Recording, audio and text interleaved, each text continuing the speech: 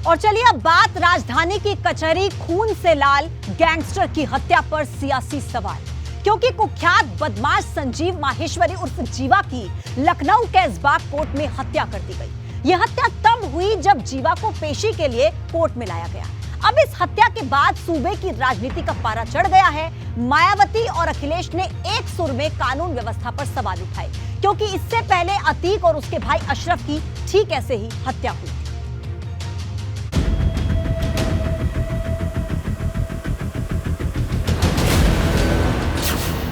राजधानी की कचहरी खून से लाल, गैंगस्टर की हत्या पर सियासी सवाल। अतीक हत्याकांड से नहीं ली सीख, पुलिस कैसे करेगी अपनी गलती ठीक। लखनऊ के कैसरबाग कोर्ट में पेशी पर आए कुख्यात बदमाश संजीव माहेश्वरी उर्फ जीवा की गोली मारकर हत्या कर दी गई। हमलावर वकील की ड्रेस में आया था। उसने कोर्ट में घुसकर 9 mm की पिस्टल से 5 से 6 राउंड फायरिंग की, जिसमें जीवा की मौके पर ही मौत हो गई। वहीं हमलावर विजय यादव को वकीलों ने पकड़ लिया, जिसे पहले तो खूब पीटा और बाद में पुलिस को सौंप दिया। कोर्ट के भीतर देखिए, कोर्ट के भीतर पहुंच गए और कोर्ट रूम के भीतर, ये सबसे बड़ी चौंकाने वाली बात है। अभी तक कोर्ट के भीतर होती थी, आज कोर्ट रूम के भीतर है।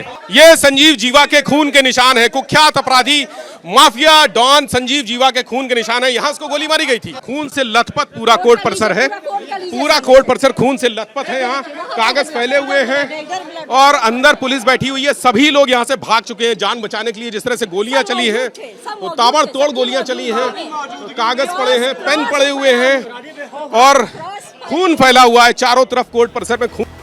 इस हमले में एक बच्ची, 2 पुलिसकर्मी और एक महिला भी घायल हो गई, क्योंकि जब हमलावर ने जीवा पर नॉन स्टॉप फायरिंग की तो ये भी निशाने पर आ गई। लेकिन जिस तरह से दिन दहाड़े लखनऊ में कोर्ट के भीतर गैंगस्टर जीवा की हत्या हुई, उससे कोर्ट की सुरक्षा के साथ साथ आम जनमानस की सुरक्षा को लेकर सवाल खड़े हो गए हैं।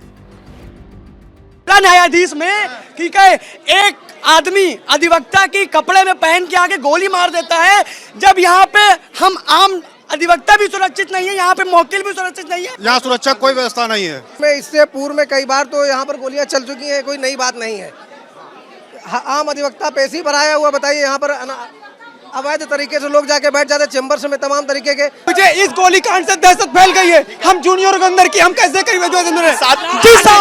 जिस कोर्ट में हम वकील आदमी, हम वकील लोगों को न्याय दिलाते हैं, उसी कोर्ट में।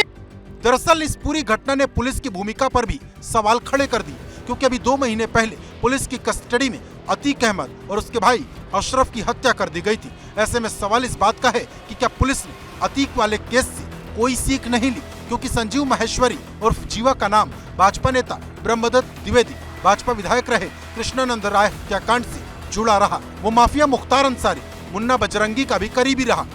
लेकिन इसके बाद भी पुलिस की कोई तैयारी नजर नहीं आई, क्योंकि अब कानून व्यवस्था को लेकर राजनीति भी गर्म हो गई है। बसपा सुप्रीमो मायावती ने जहां ट्वीट कर गैंगस्टर की हत्या को लेकर लॉ एंड ऑर्डर पर सवाल उठाए, तो वहीं सपा मुखिया अखिलेश यादव ने भी जमकर निशाना साधा।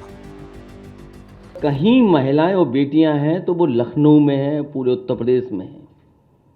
हर दिन हमें खबरें मिलती हैं। अब मैं अगर खबरें ये वो हैं जो दिखा सकते हैं आपको, आज की अगर हम दिखाएं पूरे लखनऊ की या पूरे उत्तर प्रदेश की खबरें, क्या ये वही उत्तर प्रदेश है जिसका भारतीय जनता पार्टी दावा करती है?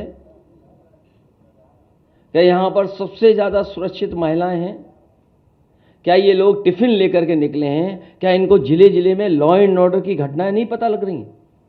क्या लॉ एंड ऑर्डर है? हालांकि विपक्ष के चौतरफा हमलों को देख सरकार फुल एक्शन मोड में है। उसने मामले की जांच के लिए 3 सदस्यीय SIT का गठन कर दिया है और 1 हफ्ते के भीतर जांच रिपोर्ट सौंपने को कहा है। मतलब 1 हफ्ते में SIT अपनी जांच सरकार को सौंपेगी। लेकिन सवाल यह है कि क्या वर्तमान की गलतियों से पुलिस भविष्य में सबक लेगी? लखनऊ से विवेक त्रिपाठी, ABP गंगा।